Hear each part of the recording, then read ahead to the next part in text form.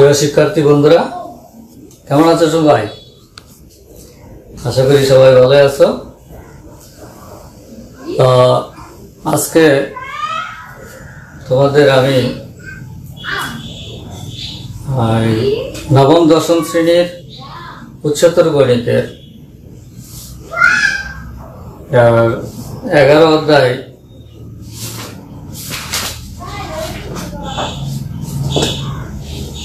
অধ্যায় স্থানাঙ্ক জ্যামিতি সম্পর্কে আলোচনা করব। গতদিন তোমাদের একটি ক্লাস নিয়েছিলাম জুম ক্লাউড মিটিংয়ের মাধ্যমে।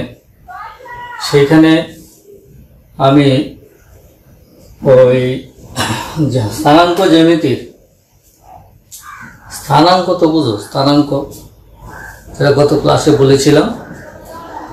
স্থানাঙ্ক হলো যে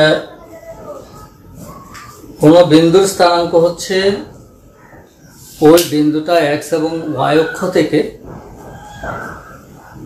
ওই বিন্দুটার দূরত্ব, ওয়াই অক্ষ থেকে যে দূরত্ব এটা হলো এক্স স্থানাঙ্ক, আর এক্স অক্ষ থেকে ওই বিন্দুটার যে দূরত্ব সেটা হলো ওয়াই স্থানাঙ্ক।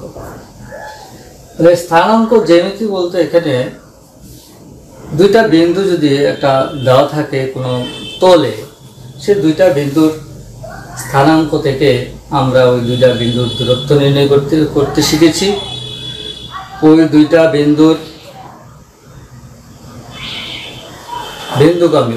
বিন্দুগামী সরল রেখার সমীকরণ শিখব। তার আগে আজকে শিখব সরল রেখার ঢাল। সরল রেখার ঢালে আজকের আলোচনা হলো যে ঢাল নির্ণয়। ঢাল নির্ণয় করতে হলে যে এখানে ঢাল কি তোমরা দেখতে পাচ্ছ, এখানে আমরা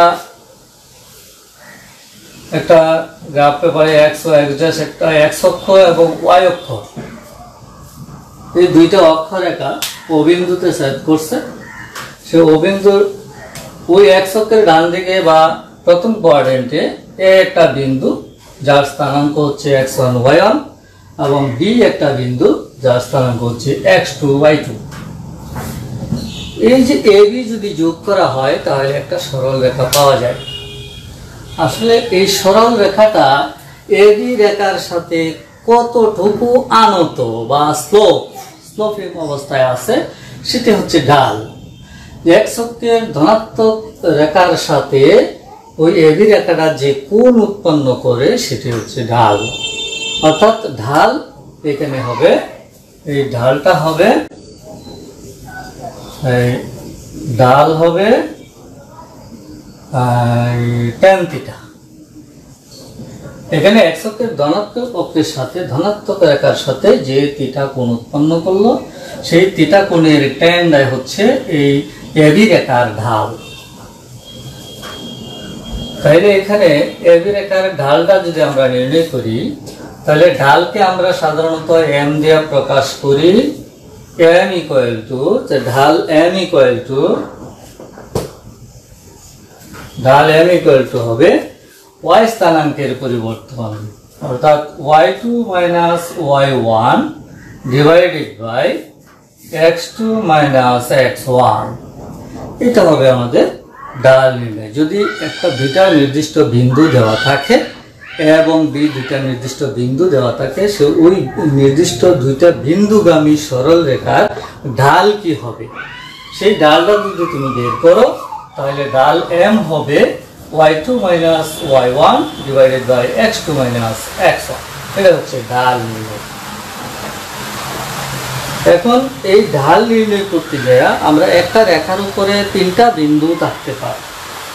যেমন আমি যদি মনে করি একটা রেখা, এখানে একটা এ বিন্দু আছে, এখানে একটা বি বিন্দু আছে, এখানে একটা সি বিন্দু আছে।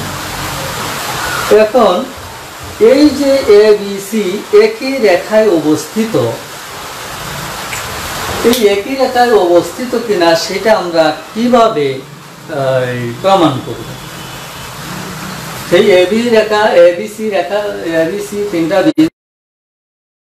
কিনা বা উপস্থিত আছে কিনা বা এবিসি বিন্দু তিনটি সমরেখ কিনা সেটা আমরা প্রমাণ করব ওই ঢাল দ্বয়ের মাধ্যমে, ঢালের মাধ্যমে।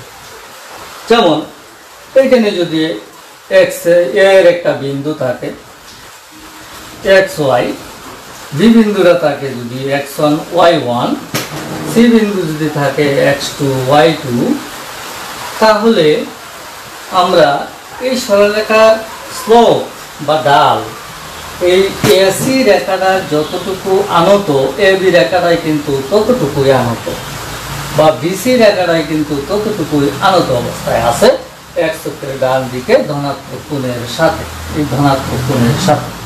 কাজেই আমরা এখানে যদি এ এবং বি বিন্দু নিয়ে, এই দুইটা বিন্দু নিয়ে আমরা যদি একটা ঢাল নির্ণয় করতে পারি, এখানে যে যার ঢাল হবে আর এই এসি রেখার ঢাল বা বিসি রেখার ঢাল, এই দুইটা ঢাল কি হবে? একই হবে, একই হবে। যদি আমরা একটা সরলরেখায় তিনটা বিন্দু যদি সমরেখ প্রমাণ করতে যাই বা দেখাইতে চাই, তাহলে আমরা এই তিনটা বিন্দুগামী সরল রেখা যে আছে এই এবি রেখার ঢাল এবং এসি রেখার ঢাল বা বিসি রেখার ঢাল একই হবে। একই যদি আমরা একই দেখাইতে পারি, তাহলে আমরা বলতে পারবো ওই বিন্দু তিনটি সমরেখ। তাহলে আমরা এখন দুইটা বিন্দু নিয়ে আমরা ঢাল নির্ণয় করি। অনুশীলনী 11.3 দেখো, এখানে 11.3 এখানে দুইটা বিন্দু আছে, এ বিন্দু 5-2 এবং বি বিন্দু 2-1। মনে করো এ একটা বিন্দু আছে, এটা হলো 5-2, আর বি একটা বিন্দু আছে, এটা হলো 2-1, 2-1 এখন তোমাকে যদি প্রশ্ন করা হয় এ ও বি বিন্দু, দুইটা বিন্দু দেওয়া আছে, সেই এ ও বি বিন্দুগামী যে সরল রেখা, সেই সরল রেখার ঢাল নির্ণয় কর। তাহলে তোমার লিখতে হবে এ ও বি বিন্দুগামী সরল রেখার ঢাল হবে, ঢালকে আমরা এম দিয়ে প্রকাশ করি, ঢাল হবে m ইকুয়াল টু, এটা যদি x1 এবং y1 হয়, এটা যদি x2 y2 হয়, তাহলে হবে সূত্রটা কি? সূত্রটা বলছিলাম কিছুক্ষণ আগে, y2 মাইনাস y1, তাহলে y2 minus y1 divided by x2 minus y2 minus y1, sorry y2 minus y1 হচ্ছে -2, আর x2 মাইনাস x1 2 মাইনাস 5, তাহলে আমার দাঁড়ালো 1 plus 2 divided by -3 equal to 3 by -3 equal to -1। এইভাবে আমরা দুইটা বিন্দুগামী সরল রেখার ঢাল নির্ণয় করতে পারি। বুঝতে পেরেছো তো সবাই? খুব সহজ না? আসলে খুব সহজ। তোমরা এই দুইটা বিন্দুর যদি তুমি ঢালটা বুঝতে পারো এবং ঢাল নির্ণয়ের সূত্রটা যদি তোমার মনে থাকে, তাহলে সহজেই আমরা দুইটা বিন্দুগামী সরল রেখার ঢাল এইভাবে নির্ণয় করতে পারবো। ঢাল m equal to y2 minus y1 divided by x2 minus x1। এখানে এটা হলো x1 y1, এটা হলো x2 y2, এটা ধরে নিতে হবে। এখন আমি দেখাবো এই এও বিন্দুগামী সরল রেখার আরেকটা বিন্দু যদি থাকে, সি আরেকটা বিন্দু যদি থাকে, তাহলে বিন্দু তিনটা সমরেখ কিনা, অর্থাৎ একই রেখায় অবস্থিত কিনা, সেটা তোমার যদি বের করতে হয়। তিনটা বিন্দু মনে করো, এ বিন্দু আছে, বি বিন্দু আছে এবং সি আরেকটা বিন্দু আছে। আমি একটা নতুন করে বিন্দু নেই, তিনটা বিন্দু নেই, সেই তিনটা বিন্দু মনে করো এ বিন্দু আছে 0-3, মনে করো এ একটা বিন্দু, এটা হলো 0-3, আর বি একটা বিন্দু, সেটার স্থানাঙ্ক হচ্ছে 4-2, 4 মাইনাস 2 এবং সি একটা বিন্দু আছে, সেই সি বিন্দুর স্থানাঙ্ক হচ্ছে 16 1 16 1। এখন এই তিনটা বিন্দু একই রেখায় অবস্থিত কিনা সেটা তুমি প্রমাণ করবে। কিভাবে প্রমাণ করবা? ওই যে কিছুক্ষণ আগে আমি দেখাইছিলাম, একটা রেখার মধ্যে যদি তিনটা বিন্দু থাকে, এ বি সি, তিনটা বিন্দু দেওয়া থাকে, তাহলে এই বিন্দু তিনটা একই সরল রেখায় অবস্থিত কিনা সেটা প্রমাণ করতে হলে প্রথমে আমার এ বি রেখার ঢাল বের করতে হবে, তারপর বিসি রেখার ঢাল বের করতে হবে। এই দুইটা ঢাল যদি একই পাওয়া যায় তাহলে আমরা বলতে পারবো যে বিন্দু তিনটা একই সরল রেখায় অবস্থিত। তাহলে আমরা ঢাল বের করি।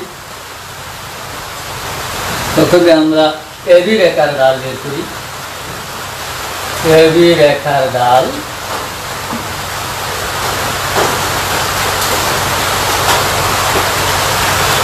এখানে ধরো, যেহেতু দুইটা ঢাল বের হবে, এখানে একটা এমন ধরো, তাহলে এই y2 minus y1 minus 2 minus minus 3 divided by x2 minus x1, তাহলে কত দাঁড়ালো? 1/4 1/4। তারপরে আমি দেখি বিসি রেখার ঢাল। বিসি রেখার ঢাল m2 ইকুয়াল টু বিসি, এই দুইটা বিন্দু। তাহলে y2 মাইনাস y1, এখানে y2 হচ্ছে 1, y1 হচ্ছে মাইনাস 2, তাহলে y2 minus y1 divided by x2 minus x1।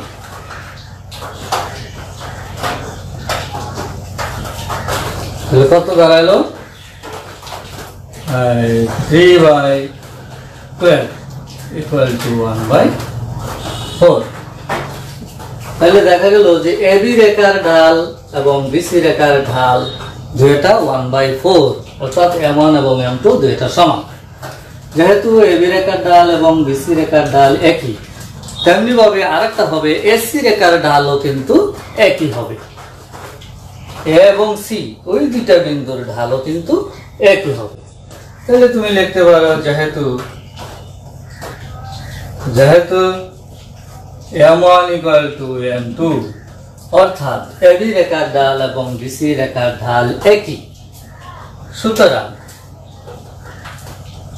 সুতরাং আমরা লিখতে পারি এ বি ও সি বিন্দু তিনটি সমরেখ।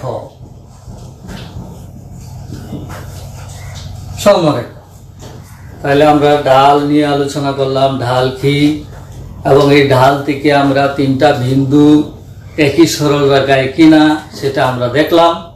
যে যদি তিনটা বিন্দু একই সরল রেখায় অবস্থিত হয় বা বিন্দু তিনটা যদি সমরেখা হয় তাহলে ঢাল দ্বয় একই হবে।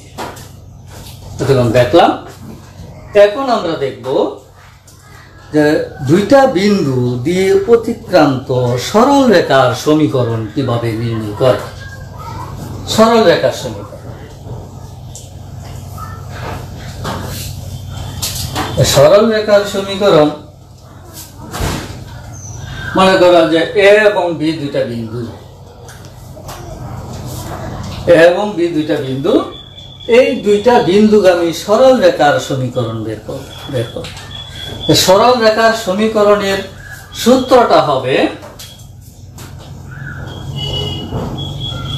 সরল রেখার সমীকরণ,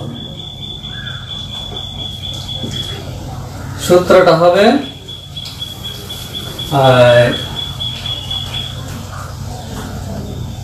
y2 minus y1 equal to m into x2 minus x1। এটা কিন্তু সরলরেখা সমীকরণ। ওই যে ঢাল নির্ণয় করছিলাম, ঢাল m = y2 - y1 divided by x2 - x1, এটাকে আর গুণন করলে আমরা এটা পাইতে পারি। এটা হচ্ছে সরলরেখা সমীকরণ।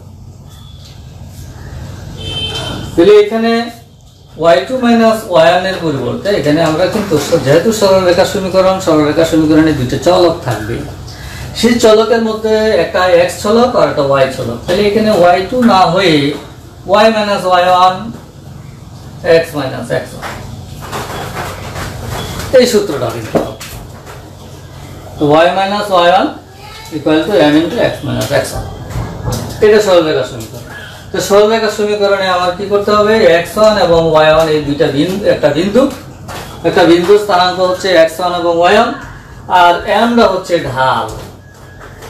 তাহলে x1 y1 তুমি এই দুইটা বিন্দুর মধ্যে যে কোনো একটা বিন্দু, যেহেতু সরলরেখাটা দুইটা বিন্দুগামী সরলরেখা হবে, দুইটা বিন্দুগামী a এবং b দুইটা বিন্দু দিয়ে যাবে, সেহেতু এখানে x1 এবং y1 এটা এই b বিন্দু হতে পারে, a বিন্দু হতে পারে। এটা কিন্তু তোমার ক্লিয়ার থাকতে হবে। এটা a বিন্দুগামী হতে পারে, b বিন্দুগামী হতে পারে। তাহলে x1 এবং y1 এটা b বিন্দু হতে পারে, a বিন্দু হতে পারে, যে কোনো একটা বিন্দু নিলেই হবে। কিন্তু সেই ক্ষেত্রে আমার m-টা লাগবে, এই ঢালটা নির্ণয় করতে হবে। তাহলে প্রথমে নির্ণয় করতে হবে ab রেখার ঢাল, ab রেখার ঢাল m = -2 -3 ডিভাইডেড বাই 4 - 0 = 1/4। এটা হলো ab রেখার ঢাল। এখন তুমি লিখবা ab রেখার সমীকরণ। ab রেখার সমীকরণ, ab রেখার সমীকরণ y - y1। আগে সমীকরণটা যদি তুমি লিখে নিতে পারো, y - y1 = m × x - x1। এখানে y - y1 এবং x1, এই x1 এবং y1 তুমি এই বিন্দুটাও ধরতে পারো, এই বিন্দুটাও ধরতে পারো, যে কোনো একটা বিন্দু ধরতে পারো, যেহেতু সরলরেখাটা এই দুইটা বিন্দুগামী। সুতরাং এখানে আমি ধরি b বিন্দুটাই ধরে নিই। তো y - y1 - 2 y - y1 =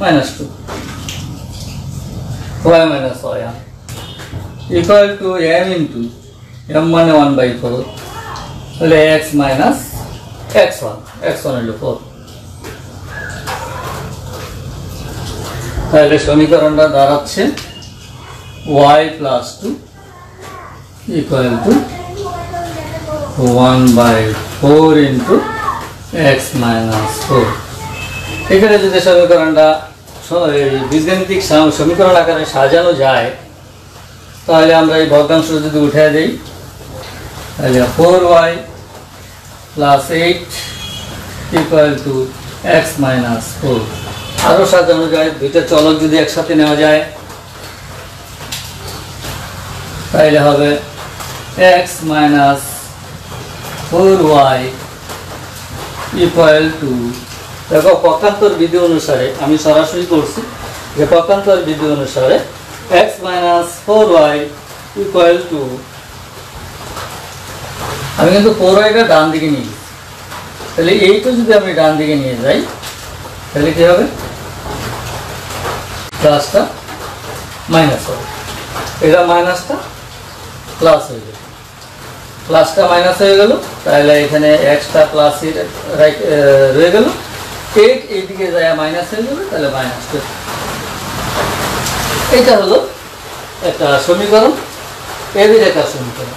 তাহলে মনে রাখবে যে দুইটা বিন্দুগামী সরলরেখার সমীকরণ বের করতে হলে প্রথমে আমার ওই দুইটা বিন্দুগামী সরলরেখার ঢাল নির্ণয় করতে হবে। ওই ঢাল নির্ণয় করে তারপরে সরলরেখার সমীকরণের যে সূত্র y - y1 = m × x - x1, এই সমীকরণে m এর মান এবং x1 যে কোনো একটা বিন্দু দ্বারা সিদ্ধ করলে যেখানে x এবং y চলক বিশিষ্ট একটা সমীকরণ পাওয়া যাবে, সেই সমীকরণটা হবে ওই ab রেখার সমীকরণ। এখন আমরা দেখব যে এই বিন্দুটাতে তো আমরা দেখলাম, এই বিন্দুটাতে যদি একই হয় কিনা, এটা আমরা দেখব। এই বিন্দুটা দেখে x - 4y = -12। দেখো এই বিন্দু না যদি এই বিন্দু দেখো তাহলে হবে y - y1, y1 বলতে এখানে -3 equal to m হইল 1/4, x - x1 হচ্ছে 0। দেখো এখানে কি হয়, আমি যদি ভগ্নাংশ উঠাই দেই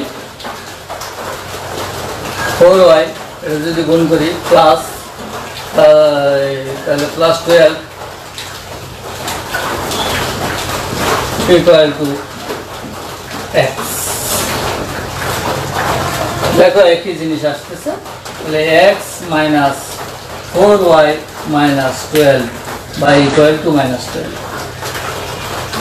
equal to -12 অথবা 12টা বাম দিকে আনলে equal to 0। তাহলে একই সরলরেখা পাওয়া যাচ্ছে। তাহলে এই বিন্দু দিয়ে অতিক্রম করতে পারে, এই বিন্দু দিয়ে অতিক্রম করতে পারে। তাহলে প্রথমে তোমার কথা হবে যে একটা ঢাল নির্ণয় করতে হবে, তারপরে যে দুইটা বিন্দু দিয়ে যায় সেই দুইটা বিন্দুর যে কোনো একটা বিন্দু দিয়ে যদি এখানে সিদ্ধ করা হয় তাহলে সরলরেখার সমীকরণ পাওয়া যাবে। এখন আমরা দেখব যদি কোনো সরলরেখার সমীকরণ দেওয়া থাকে সেই সমীকরণ থেকে আমরা কিভাবে ঢাল নির্ণয় করব। এই সমীকরণটা দিয়ে আমি দেখাবো।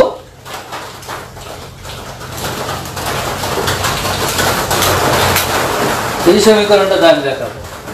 এই সমীকরণটা ছিল x - 4y = -12।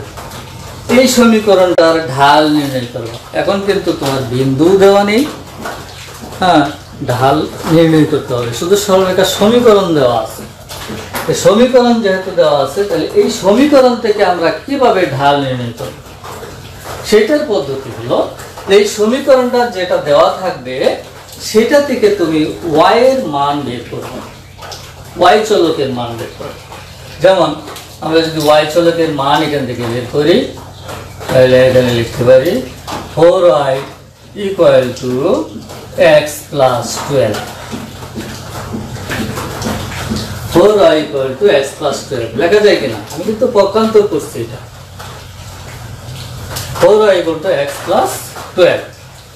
এখন যদি আমি y এর মান নির্ণয় করি এখানে তাহলে 4 ডিভাইডেড বাই হয়ে যাবে, অর্থাৎ 1/4 কিন্তু এটা হলো 1/4 × x, তারপরে এটা 1/4 এখানে রাখলাম x + 12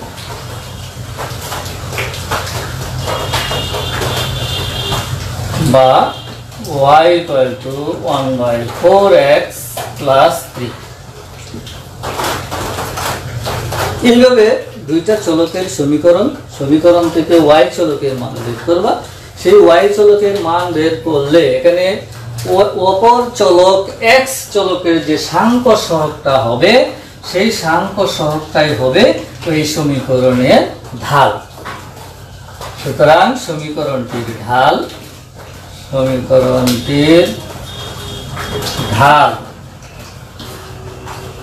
m = 1/4। বুঝতে পেরেছ? আশা করি বুঝেছ। তা আমরা এই পর্যন্ত কি আলোচনা করলাম? প্রথমে ঢাল কি সেটা আমরা আলোচনা করলাম, তারপরে দুইটা বিন্দুগামী সরলরেখার সমীকরণের ঢাল কিভাবে নির্ণয় করতে হয় সেই ঢাল নির্ণয়ের সূত্র সম্পর্কে আলোচনা করলাম এবং ঢাল বের করে দেখালাম। এরপরে আমরা কি দেখলাম? সমীকরণ দুইটা বিন্দুগামী সরলরেখার সমীকরণ কিভাবে নির্ণয় করতে হয় সেটা আমরা সমীকরণ বের করে দেখালাম। আবার যদি একাধিক বিন্দু থাকে, দুই বা ততোধিক বিন্দু থাকে, সেই বিন্দু তিনটা একই সরলরেখায় অবস্থিত কিনা সেটা আমরা দেখালাম। তাহলে আমরা এখানে ঢাল, সমীকরণ এবং সমরেখ তিনটা জিনিস নিয়ে আলোচনা করলাম, তিনটা বিষয় নিয়ে। এই তিনটা বিষয়ের প্রেক্ষিতেই 11.3 অনুশীলনীর অঙ্কগুলি আবদ্ধ। এখন এই আবদ্ধ এই নিয়মগুলি থেকে তোমরা এই বাকিগুলি অনুশীলন করবে। যদি তিনটা বিন্দু দেওয়া থাকে সমরেখ কিনা, তাহলে ঢাল দ্বয় একই হবে, এটা মনে রাখবে যে একই যদি ডাল হয়, অর্থাৎ দুইটা এবি রেখার ডাল এবং বিসি রেখার ডাল দুইটা বের করে দুইটা সমান লিখলেই তারপরে এখানে যদি অজ্ঞাত রাশি জানা থাকে তাহলে অজ্ঞাত রাশির মান বের হয়ে যাবে, বা যদি কোনো কিছু প্রমাণ করতে বলা হয় সেই প্রমাণগুলি বের হয়ে যাবে। ঠিক আছে, আজকে তোমাদের এই 11.3 অনুশীলনীর অঙ্কগুলির মধ্যে এর চেয়ে বেশি এই নিয়মগুলির মধ্যেই তোমাদের আবদ্ধ ঢাল নির্ণয়, সরল রেখা সমরেখ কিনা, এই দুইটাই মূলত। তবে আমি একটু সামনের দিকে এগিয়ে গেছি যে সরল রেখার ডাল দেওয়া আছে, সমীকরণ বের করতে হবে, সমীকরণের সূত্র এটি পরবর্তী অনুশীলনীতে তোমরা পাবে। আগামী ক্লাসে আমরা ওই 11.4 অনুশীলনীর মধ্যে এগুলি নিয়ে আরো বিস্তারিত আলোচনা করব। আজকে এই পর্যন্তই। সবাই ভালো থাকো এবং সুস্থ থাকো, সকলকে ধন্যবাদ।